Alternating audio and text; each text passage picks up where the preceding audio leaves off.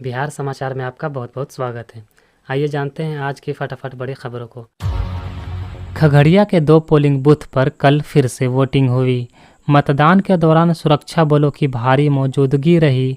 दरअसल 7 मई को उपद्रवियों ने ईवीएम तोड़ दी थी। बूथ संख्या 182 और 183 पर 2 पदों में विवाद हो गया था। आरोपियों के खिलाफ एफआईआर दर्ज कर ली गई है।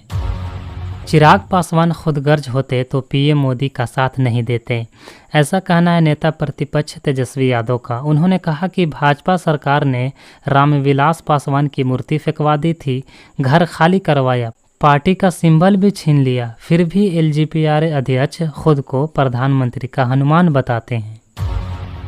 भागलपुर के नवगछिया में 3 दोस्तों की एक रोड हादसे में मौत हो गई। ये हादसा नेशनल हाईवे 31 पर सुबह करीब 7 बजे हुआ। कार की रफ्तार इतनी तेज़ थी कि हाईवा से टक्कर के बाद उसकी छत उड़ गई। मृतकों की पहचान सनोज के पिस्टन और प्रभाकर यादव के रूप में की गई है। देश के पहले डिजिटल भिखारी राजू की हार्ट अटैक से मौत हो गई। बेतिया रेलवे स्टेशन पर वह गले में क्यूआर कोड लटकाए घूमता था। पूछने पर कहता था कि लोग छुट्टे पैसे ना होने की बात कहते हुए भीख देने से मना कर देते थे, इसलिए बैंक में खाता खुलवाया। आरजेडी ने नीतीश कुमार के लिए नो एंट्री का बोर्ड लगा दिया है। ये कहना है सारण से उम्मीदवार रोहिणी आचार्य का। परिवारवाद के आरोपों पर पलटवार करते हुए उन्होंने कहा कि सीएम का एक बेटा है या किसी को एक भी संतान नहीं है, तो इसमें लालू यादव का क्या दोष है। पटना साहिब से पूर्व केंद्रीय मंत्री और बीजेपी कैंडिडेट रविशंकर प्रसाद ने नामांकन किया। इस सीट पर उनका मुकाबला कांग्रेस के अंशुल कुमार से है। बक्सर में एनडीए से मिथिलेश तिवारी और महागठबंधन के सुधाकर सिंह ने भी कल नॉमिनेशन किया। काराकाट से एनडीए प्रत्याशी उपेंद्र कुशवाहा ने भी नामांकन किया। मौसम विभाग ने बिहार के सभी जिलों में बारिश और वज्रपात का अलर्ट जारी किया है। इस दौरान 40 से 50 किलोमीटर प्रति घंटे की रफ्तार से हवा चलने का पूर्वानुमान है। पिछले 48 घंटे में आकाशीय बिजली गिरने से 9 लोगों की मौत हो गई है। राष्ट्रीय जनता दल के नेता तेजस्वी यादव ने कहा है कि पीएम मोदी को 10 साल का मौका मिला, उन्होंने देश को बीमार कर दिया है। समाचार एजेंसी पीटीआई से तेजस्वी यादव ने कहा कि देश को ये पीएम मोदी फिट कब करेंगे। 10 साल इन्हें देश को फिट करने का मौका मिला, लेकिन महंगाई बेरोजगारी बढ़ती जा रही है। युवाओं को ये पीएम मोदी फिट कब करेंगे, लोगों का जीवन तबाह कर दिया। तेजस्वी यादव ने कहा कि हम लोग देश को फिट करना चाहते हैं, इसलिए हम जनता के बीच में जा रहे हैं। देश में तभी फिट हो सकता है जब देश को गरीबी, महंगाई और बेरोजगारी से मुक्ति मिले, हर किसी के पास काम हो। असली मुद्दा ये है। तेजस्वी यादव ने आरोप लगाया कि बीजेपी के लोग महंगाई, बेरोजगारी और गरीबी की बात नहीं करते हैं। बिहार के 109 बालू घाटों पर विभाग ने खनन रोक दिया है। अगले आदेश तक तमाम बालू घाट सील रहेंगे। खान एवं भूतत्व विभाग के आदेश के बाद ही इन घाटों पर खनन हो सकेगा।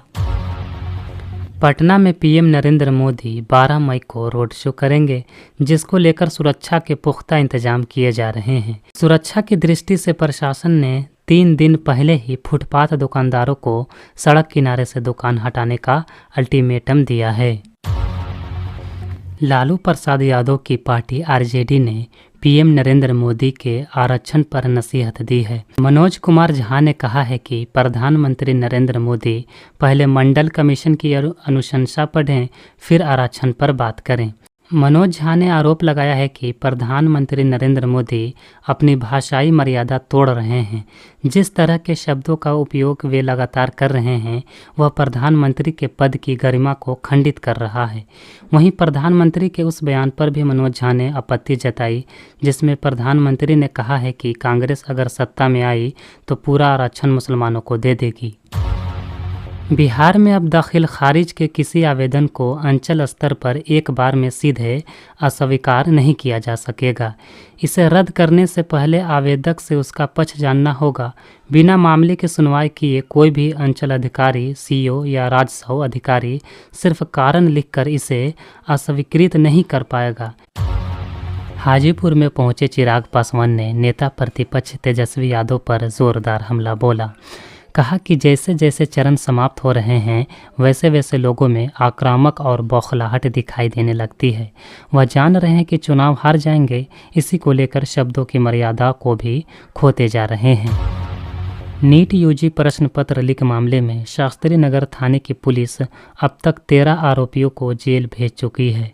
इस पेपर लीक मामले का मास्टरमाइंड नालंदा का रहने वाला संजीव सिंह उर्फ संजीव मुखिया ने इस फर्जीवाड़े का अड्डा पटना खेमनी चनक में 2 तल्ले के मकान में बनाया था। केंद्रीय गृह राज्य मंत्री नित्यानंद राय ने तेजस्वी यादव को लगी चोट के दर्द का मजाक उड़ाया है। नित्यानंद राय ने ये कहते हुए तेजस्वी का मजाक उड़ाया कि तेजस्वी को पैर दर्द के बाद अभी शरीर के हर अंग में दर्द होना बाकी है, लेकिन उनके दर्द के बावजूद प्रधानमंत्री मोदी ही बनेंगे। पटना साहिब से बीजेपी प्रत्याशी रविशंकर प्रसाद ने अपना नामांकन दाखिल कर दिया है। नामांकन के दौरान उनके साथ बीजेपी के कई नेता मौजूद रहे। इस मौके पर रविशंकर प्रसाद ने कहा कि पटना की जनता से आशीर्वाद चाहता हूं। पहले जिस तरह से देश के लिए काम किया है वैसे ही आगे भी करूंगा। पटना के सिपारा में कोचिंग सेंटर और जिम में अचानक आग लग गई। चंद मिनटों में आग ने विकराल रूप धारण कर लिया। घंटों मशक्कत के बाद दमकल की 6 गाड़ियों ने आग पर काबू पाया। आगजनी की घटना में करीब 10 लाख का नुकसान हुआ है। इस बीच घटनास्थल के आसपास सड़क जाम की स्थिति बनी रही। कुछ देर के लिए ट्रैफिक को भी रोकना पड़ा। पटना पुलिस लोकसभा चुनाव को लेकर लगातार चेकिंग अभियान चला रही है। इसी कड़ी में फतुहा के नदी थाना क्षेत्र स्थित पीपालू के पास से महिला समेत 2 शराब तस्करों को गिरफ्तार किया है। तलाशी के दौरान 68 पीस केन बियर बरामद हुआ है। दोनों बांका घाट स्टेशन से ऑटो पकड़कर पक्की दरगाह पहुंचे थे। यहां से गंगा नदी के उस पार जाने के फिराक में थे। दिल्ली के सीएम अरविंद केजरीवाल को सुप्रीम कोर्ट ने 1 जून तक के लिए अंतरिम जमानत दे दी है। उन्हें 2 जून को हर हाल में सरेंडर करने को कहा गया है। उनके चुनाव प्रचार पर तो कोई रोक नहीं होगी, लेकिन वे केस के बारे में बात नहीं करेंगे। केजरीवाल दिल्ली शराब नीति मामले में 40 दिन से तिहाड़ जेल में बंद हैं। जस्टिस संजीव खन्ना ने कहा कि अगस्त 2022 में ईडी ने केस दर्ज किया और उन्हें मार्च 2024 में गिरफ्तार किया गया। 1.5 साल तक ईडी क्या कर रहा था? गिरफ्तारी बाद में या पहले हो सकती थी। 22 दिन इधर या उधर से कोई फर्क नहीं पड़ना चाहिए। अरविंद केजरीवाल को सुप्रीम कोर्ट से अंतरिम जमानत मिलने पर पश्चिम बंगाल की मुख्यमंत्री ममता बनर्जी ने खुशी जाहिर की है। ममता बनर्जी ने एक्स पर पोस्ट करते हुए कहा कि मुझे ये देखकर बहुत खुशी मिली है कि अरविंद केजरीवाल को अंतरिम जमानत मिली है। मौजूदा चुनाव के संदर्भ में ये बहुत मददगार होगी।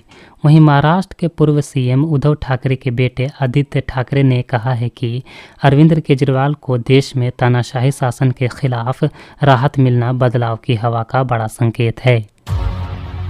आम आदमी पार्टी के राज्यसभा सांसद और कथित शराब नीति घोटाले मामले में जमानत पर रिहा संजय सिंह ने अरविंद केजरीवाल को सुप्रीम कोर्ट से जमानत मिलने पर कहा है कि सत्य परेशान हो सकता है, पराजित नहीं।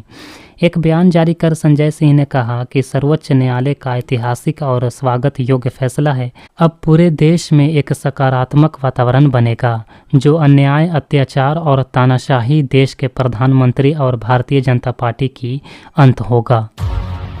कांग्रेस नेता पी चिदम्बरम ने मोदी के उस बयान पर पलटवार किया है जिसमें उन्होंने अडानी अंबानी का नाम लेकर राहुल गांधी पर हमला बोला था।